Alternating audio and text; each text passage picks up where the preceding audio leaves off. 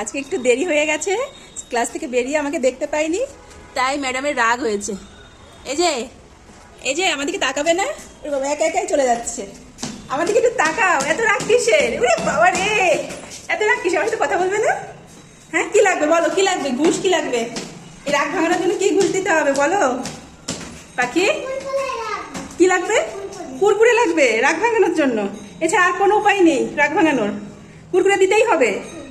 আমার একটু দেরি হয়ে গেছে, আমি কি করবো বলো? আমার বাড়িতে কাজ থাকে না? বাড়িতে তো একটু কাজ থাকে আমার। কেন আমার সাথে কথা বলবে না? কুরকুরে আনিনি তোমার জন্য, এই জন্য আমার সাথে কথা বলবে না। আচ্ছা, দোকান খুলুক, আমি কুরকুরে কিনে দেবো, ঠিক আছে? হ্যাঁ, একটু একটু একটু একটু তাকাও, এত রাগ করে না আমার, এত রাগ করে না।